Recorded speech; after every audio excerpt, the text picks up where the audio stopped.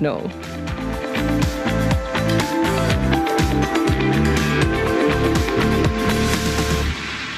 But first, no matter how tightly held your neighbourhood is, there's almost definitely at least one empty home on your street or a long-time vacant lot in the area.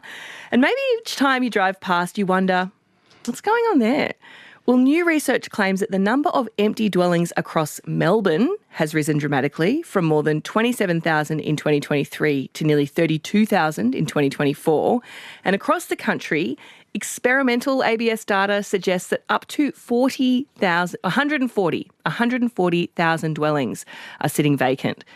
So why would houses, apartments and blocks of land be left sitting empty? And is there a way to utilise these properties to address our housing crisis? With me is Raina Fahey, the Director of Advocacy at Prosper Australia, and Dr Michael Fotheringham, CEO of the Australian Housing and Urban Research Institute. Raina, I might start with you. You're the group that's behind this Melbourne data. How did you actually figure out whether a property is empty or not? Yeah, we started measuring what we call speculative vacancies a while ago now, and we use water use as our proxy for vacancy. So if a property is not using any water, we can assume that no one is living there. That's fair enough. That makes sense. Do you know what some of the reasons are? Have you been able to dig into that? No, and that's one of the questions that we really think needs to be answered, because there are multiple reasons why a property can be left vacant, and some of those are very valid. But what we don't know is all of the reasons why people keep property empty, and we don't know how long they get kept empty for. The data that we collect looks over a period of a year, but it doesn't tell us the trends of specific properties. So we don't know whether that property has been empty for just that year or for the last 20 years. Yeah, I'm thinking on any given night around Australia, there's all sorts of places that are empty because people are on holidays or they've just sold a house and they've moved out but they haven't moved into their new one yet. How do you know what's maybe a holiday house or a long-term empty home? Can you speculate? Well, no. Speculate's an interesting word. We do exclude some known holiday home areas from our data because we know that that's going to skew the results, and it's quite obvious by looking at it. But the questions around the reasons why people leave their homes vacant, we think are really critical to the part of the housing story. And it's not a part that's being told, and it's not really been investigated. So we know that there is, an increasing financialisation of our housing market, and there's an increasing amount of institutionalisation of our housing market. So that means more companies are owning land as opposed to individuals. So we want to understand how those shifting trends are influencing the way that our housing is being used, because it's interesting to talk about how many dwellings we have and how many new dwellings we have, but we also need to talk about what's happening to the dwellings we have now. Are they being lived in or not? Well, your argument is that these empty homes are effectively wiping out 1 in every 9 new dwellings being constructed in the state. Yeah, well, in metropolitan Melbourne, our data doesn't extend past there, because when you come to regional data, I mean, a lot of houses in the country just run off water tanks like mine. So that data's less than accurate. And our other concern is that vacancy is increasingly concentrated in specific areas. The top 3 local government areas in our latest data update, it was 1 in 3, not 1 in 9. So, 1 in 34 dwellings were completely empty. So that equals about 1 in 3 new houses added into those areas has effectively been left vacant. What are you calling for? Like, what's the implications of this data that you've been able to quantify? Great question. So 2 things. Firstly, we want the government to be collecting this data. We're a tiny little, funded by donors, little not-for-profit in Melbourne, and we think this is a really important story that should be being told by the government. So we would like to see the ABS invest in collecting this data on a nationwide level and figuring out how to do that, because it is quite tricky. But secondly, we want to see tax reform. We want to see taxes shifted off production and work and onto land and natural resources, and to try and curb speculation within these markets.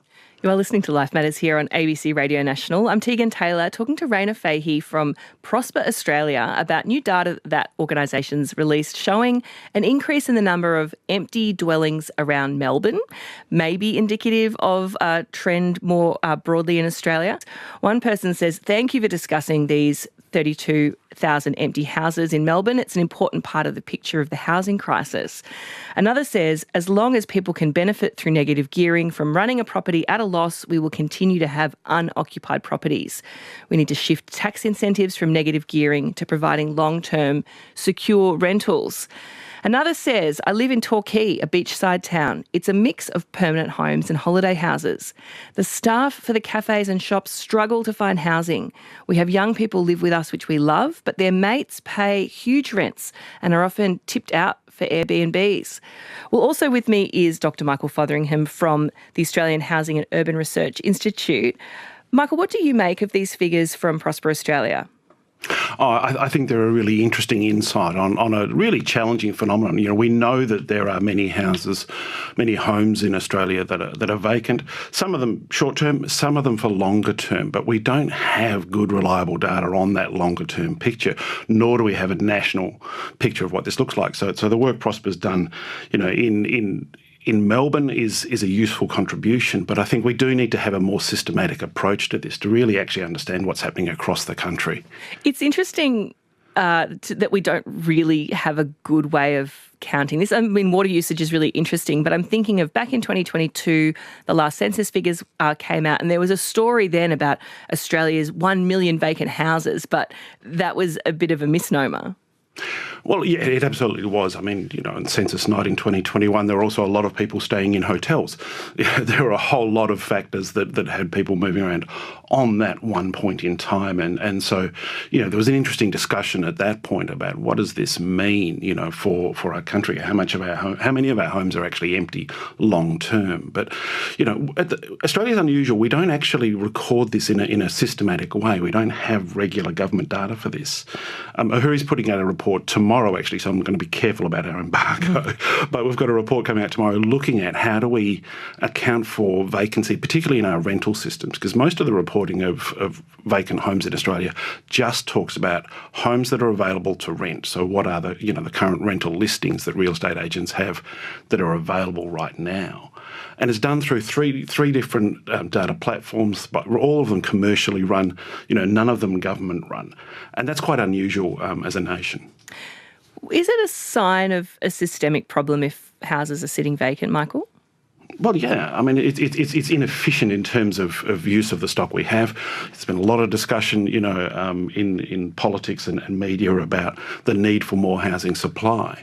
If a proportion of that is just unused, then yeah, that is a problem. What we don't know is why it's being unused and for how long. So, you know, there are some really valid reasons that homes can be empty for a period of time. Someone might have have had a serious surgery and need rehabilitation and therefore not be in the home for a month or two, or they could be travelling, or, you know, there are a whole lot of reasons. Properties are waiting for redevelopment as a site, looking to get a building approval, all sorts of reasons. But there are some that are just being land banked, and we don't know how many.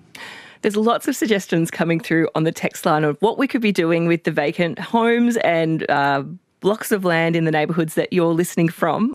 Janet says renting out empty properties if the owner in aged care often creates a financial disadvantage with pension, etc. An interesting point. Sally says, aren't there historical records of water usage? That would show when the property was last occupied.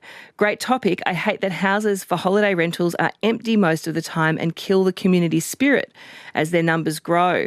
Similarly, Sue in Lennox Head says, in our small lane and the streets nearby, I would estimate that approximately 1/4 of properties sit vacant for most of the year, eroding community. And Prem says, I live in Bega on the far south coast of New South Wales. There are numerous vacant public buildings around the town, Opposite me is a stunning, vacant, old heritage stone building that's constantly being vandalised. This could be an education centre or a vegetable growing space. The entire Old Bega Hospital remains standing untouched at least 8 years after building the new hospital. This could be converted to accommodation or any number of community spaces. There's a brilliant old grandstand and club building overlooking the old racecourse. I'd imagine this could be a fantastic outdoor cinema and performance space. Local councils and developers lack the vision. Michael, are we doing enough to utilise these spaces that we have in communities like Bega and the other places we've mentioned? It's a great question. I mean, I think that adaptive reuse of taking existing buildings, not necessarily just homes, but other types of buildings, and reusing them in new ways that are more appropriate for the community, whether that be converted into housing or used as a community facility of a different type, is a terrific thing to do. It's more efficient environmentally than knocking down and building a new thing, and it's faster. So, there's a lot of advantages to that. It's not always easy because, there are zoning issues, there are safety issues, with particularly older buildings. But it's certainly something we should be alive to. Raina, what would you like to see done with the data that you've gathered, and how could we build on it? We want to increase the conversations that we're having with various housing ministers and revenue ministers because it sort of sits within both of their portfolios. We'd really like to see the data taken off our hands and expanded, and we're really interested in trying to get much more granular data in terms of length of vacancy and consolidation of asset portfolios. So we want to understand, how much of that land is owned by government, how much of it is owned by not-for-profit institutions, how much of it is owned by companies. We need to understand that data at a much greater level so that we can make some really informed decisions about what to do about the problem. What kind of informed decisions would you envisage happening?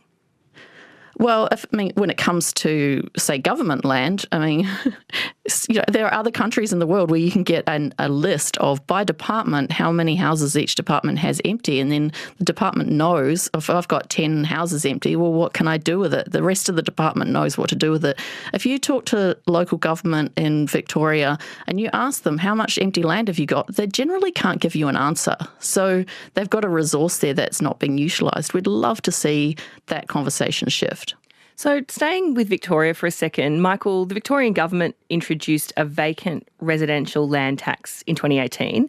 It's going to be expanded on January 1st, so coming up pretty soon. Are measures like that one of the ways we can address unused housing? Well, they can help to a degree. I mean, I think the jury's still out on how effective that tax has been. Compared to the cost of a property, it's a fairly small, effectively administrative fee for a property being empty. And there's a danger there of it being a hit on people who are struggling financially in other ways. And the cause of the vacancy might actually be quite legitimate and not something that should be punished. So it's tricky to work through. There's nuance there to work through. But what we need to do, and I think Raina's exactly right, is we need better data on this. We need to understand this better. We'd like to see this being government supplied data. This should be core administrative data. We're making housing policy decisions based on, incomplete data sets, either from the good work Prosper's doing or from commercially run data sets, run by real estate agents. And that shouldn't be the basis for our decision making.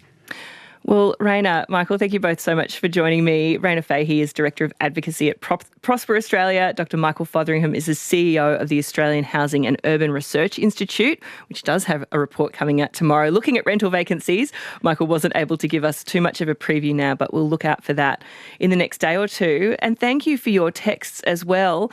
It's been really interesting getting your perspectives on why places are empty. One person says it might be useful to distinguish between empty of people and empty of stuff. In my personal experience, things can change a lot when you suddenly need to care for a loved one. My home has been essentially empty of people for a couple of years because I haven't had a chance to clean it out, to rent it out while caring for my mum. Very similar story from VJ saying, my mum has been in aged care for 2 years. Her house is still vacant because for the 50 years she lived there, they kept everything for a rainy day. Historic family records are amongst the belongings. Between my work and looking after her, I've had no time to clear out the house and find and sort the family history. So it's still vacant. She would love to go home but can't find enough care. Pip says, let's legalise squatting in any property that's left vacant for more than, say, 6 weeks. That would reduce the financial incentives. I love this anarchistic approach from you, Pip. Well, stick with me here on Life Matters on ABC Radio National. Up next, fruit and veggies can feel expensive, but what if that's just a perception problem? It is a truth universally